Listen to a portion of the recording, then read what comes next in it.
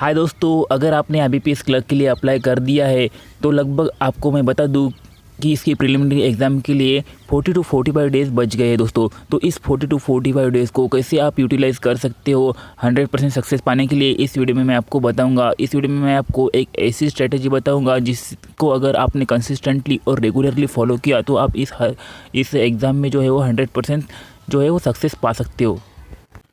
दोस्तों, अगर आपको ये स्ट्रेटजी जानना है और IBPS क्लर्क के एग्ज़ाम में 100% सक्सेस पाना है तो आपको ये वीडियो कंप्लीट देखना पड़ेगा और लास्ट तक देखना पड़ेगा। तो चलिए दोस्तों शुरू करते हैं आज का ये वीडियो। तो दोस्तों, अगर हम सबसे पहले बात करें प्री के एग्ज़ाम के बारे में तो यहाँ पे आपको 3 सेक्शन देखने को मिलते हैं, इंग्लिश, रीजनिंग और क्वांट। तो सबसे पहले देखते हैं हम इंग्लिश के लिए। तो दोस्तों, इंग्लिश एक ऐसा सब्जेक्ट है जिसके बिना आप प्री की एग्ज़ाम जो है वो क्रैक नहीं कर सकते, क्योंकि अब जो है वो कट ऑफ जो है काफ़ी हाई जाने लगी है और इंग्लिश के बिना कट ऑफ क्लियर करना काफ़ी मुश्किल हो गया है। तो दोस्तों, जिसकी रीडिंग हैबिट जो है वो काफ़ी स्ट्रॉन्ग है और जो रेगुलरली रीड करते आ रहे हैं उनके लिए इंग्लिश एक ऐसा सब्जेक्ट है जिसमें वो ज़्यादा से ज़्यादा स्कोर कर सकते हैं और उन्हें जो है वो इंग्लिश की प्रिपरेशन करने की ज़्यादा ज़रूरत भी नहीं पड़ती, क्योंकि इंग्लिश एक ऐसा सब्जेक्ट है जिसमें सिर्फ आपको रीडिंग की ज़रूरत है। ज़्यादा से ज़्यादा रीडिंग अगर आपने की हो तो आपको यहाँ पे मैक्सिमम मार्क्स मिल सकते हैं दोस्तों। तो सबसे अगर पहले मैं बात करूँ तो इंग्लिश में आपको क्या करना है, अगर आपकी रीडिंग की हैबिट नहीं है तो आपको रेगुलरली डेली बेसिस पे न्यूज़पेपर जो होता है उसमें का जो एडिटोरियल का सेक्शन होता है उसे आपको रेगुलरली रीड करना है।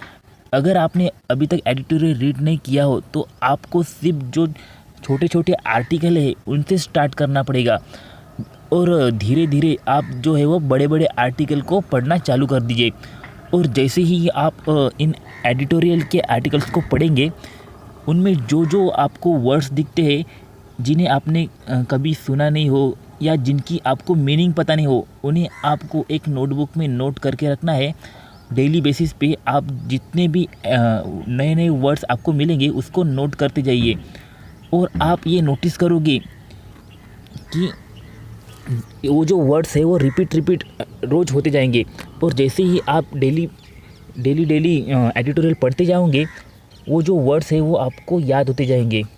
और साथ ही साथ आप जब वर्ड लिखोगे नोटबुक में तो उसकी मीनिंग भी आप जो है वो सर्च करते जाइए गूगल पे और उस मीनिंग को आप याद करते जाइए और डेली रूटीन पे उसको रिवाइज़ करते जाइए। ऐसे आप डेली फॉलो करिए दोस्तों, तो आपकी जो वोकेबुलरी है वो काफ़ी स्ट्रॉन्ग होती जाएगी। और वोकेबुलरी जो है वो काफ़ी इम्पोर्टेंट है इंग्लिश सेक्शन के लिए, क्योंकि इसके बेसिस पे ही आपके फिलर्स बनते हैं। आपके जो रीडिंग कॉम्प्रहेंशन है उसमें इसके बेसिस पे सिनोनिम्स, एंटोनिम्स ऐसे क्वेश्चंस आते हैं। और वोकेब अगर आपके स्ट्रॉन्ग हो गई तो आपको जो है वो रीडिंग कॉम्प्रहेंशन काफ़ी अच्छे से समझ में आएगा और उसके बेसिस पे जो क्वेश्चन आते हैं उसे आप बड़े ही आसानी से सॉल्व कर सकोगे। तो दोस्तों, यही इंग्लिश के लिए काफ़ी बेस्ट स्ट्रेटजी है। दोस्तों, मैं आपको रिकमेंड करूँगा कि आप द हिंदू की जो एडिटोरियल है उसे पढ़िए। अगर आप द हिंदू नहीं पढ़ना चाहते तो आप द इंडियन एक्सप्रेस भी पढ़ सकते हो या आपको जो भी पढ़ सकते हो। अगर 1 से 2 घंटे अगर इस एडिटोरियल रीडिंग को दोगे और न्यूज़पेपर रीडिंग को दोगे तो आपकी इंग्लिश जो है वो काफ़ी सही और आप इंग्लिश में काफ़ी अच्छा स्कोर कर सकते हो। इसके साथ साथ आपको डेली के 5 पेपर्स जो है उसे अटेम्प्ट करना पड़ेगा और आप डेली बेसिस पे एक आरसी जो है यानी कि रीडिंग कॉम्प्रहेंशन उसे भी सॉल्व करने की कोशिश करिए। उसके बेसिस पे जो क्वेश्चन आते हैं उसे सॉल्व कीजिए, सिनोनिम एंटोनिम्स होते हैं उसे सॉल्व करने की कोशिश कीजिए। और इसके साथ साथ जो पैराजम्बल होता है आप उसे भी डेली बेसिस पे ट्राई करिए। आप डेली 1 पैराजम्बल, 2 पैराजम्बल या आप ज़्यादा से ज़्यादा 5 पैराजम्बल को ट्राई कर सकते हो, क्योंकि अगर आपने इसे डेली रूटीन पे ट्राई करना चालू कर दिया तो जो प्री एग्ज़ाम में है वो काफ़ी इजी जाने लगेगा। और अगर आपकी रीडिंग स्ट्रॉन्ग हो तो आप इसे बड़े ही आसानी से प्री एग्ज़ाम में क्रैक कर सकते हो। दोस्तों, इसके बाद आता है एरर डिटेक्शन। अगर आपको एरर डिटेक्शन में अच्छी कमांड बनानी है तो आपको रीडिंग हैबिट जो है वो डालनी पड़ेगी। और आपको इसके जो पूरे एरर्स है यानी कि जो रूल्स है उसे अच्छे से याद करना पड़ेगा और अच्छे से समझना पड़ेगा। अगर आपने इसके जो पूरे रूल्स है उसे अच्छे से समझ लिया तो आपके लिए ये जो टॉपिक है वो काफ़ी इजी लगने लगेगा। दोस्तों आप YouTube पे सर्च कर सकते हो एरर डिटेक्शन की, और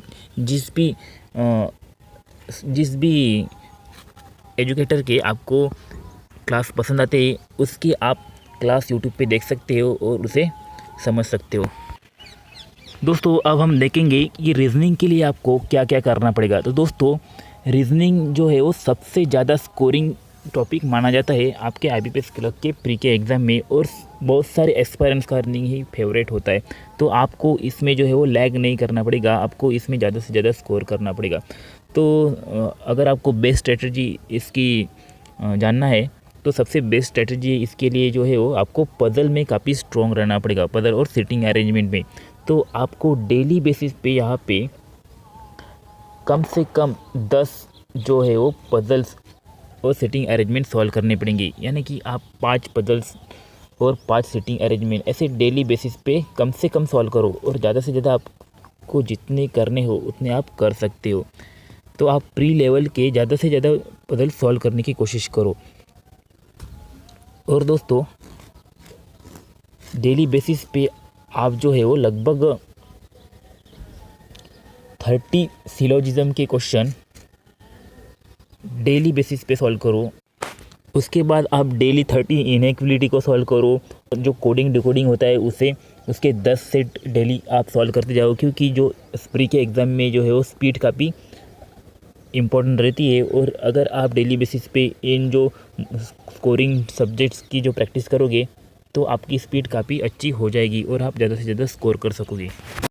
इसके साथ साथ आप alpha numeric series daily basis पे प्रैक्टिस कर सकते हो। और उसके बाद जो ये वाले क्वेश्चन होते मिसलेनियस क्वेश्चन होते उसे आप डेली बेसिस पे प्रैक्टिस करो। जैसे कि जो काउंटिंग होता है कि इन एक वर्ड दिया रहता है, उसमें अगर आपको काउंटिंग करना है कि उसके बीच में जो अल्फ़ाबेटिकल सीरीज़ है उसमें कितने लेटर्स आते हैं, उसे आप डेली बेसिस पे प्रैक्टिस करना है। क्योंकि ऐसे जो क्वेश्चन होते हैं काफ़ी रॉन्ग होने के काफ़ी चांसेस रहते हैं। अगर आप इसे अच्छे से प्रैक्टिस कर लोगे तो आपको एग्ज़ाम में काफ़ी ईजी जाएगा।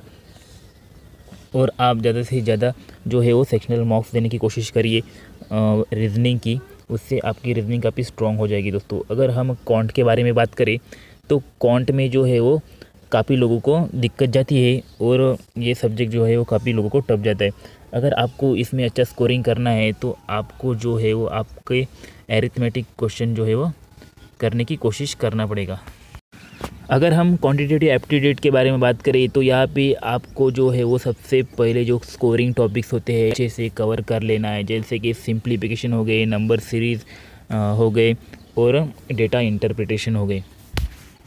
आप डेली बेसिस पे इन स्कोरिंग टॉपिक्स को करना चालू कर दीजिए। जैसे कि डेली आप 50 सिंप्लीफिकेशंस को सॉल्व करना चालू कर दीजिए। इससे आपकी जो स्पीड है वो काफ़ी बेहतर हो जाएगी। और आप डेली बेसिस पे 50 नंबर सीरीज़ को सॉल्व करिए। किसी भी एक दिन आप मिसिंग नंबर सीरीज़ को सॉल्व करिए और दूसरे दिन रॉन्ग नंबर सीरीज़ को सॉल्व करते जाइए। और डेली बेसिस पे प्री लेवल के लगभग आप 5 सेट DI के सॉल्व करने की कोशिश करिए। इससे आपकी अच्छी हो जाएगी। और जो DI होते हैं काफ़ी इजी होते हैं। अगर आपने डेली बेसिस पे 5 DI सॉल्व करने चालू कर दिया तो आपके प्री एग्ज़ाम में जो है वो जो DI है काफ़ी जल्दी बन जाएंगे और आप ज़्यादा से ज़्यादा स्कोर कर सकोगे। दोस्तों अगर आपको प्री में ज़्यादा से ज़्यादा स्कोर करना है तो आपको अरिथमेटिक क्वेश्चन भी सॉल्व करने पड़ेंगे। इसमें जो आपके फेवरेट टॉपिक्स है आप सिर्फ उन्हें ही करके जाइए और उसके जो है वो ज़्यादा से ज़्यादा क्वेश्चन जो है वो आपको प्रैक्टिस करने पड़ेंगे, तभी जाके आप उन्हें सॉल्व कर सकोगे।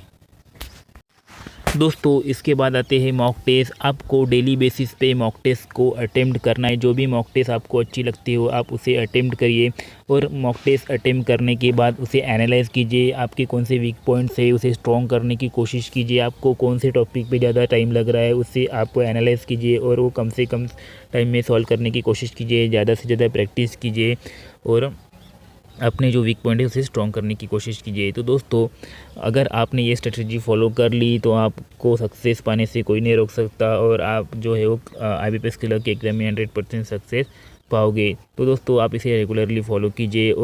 तो दोस्तों अगर आपको ये वीडियो अच्छी लगी, वीडियो को लाइक कीजिए और इस चैनल को सब्सक्राइब कीजिए और अपने दोस्तों के साथ भी शेयर कीजिए। चलिए मिलते हैं नेक्स्ट वीडियो में। थैंक यू दोस्तों, थैंक यू।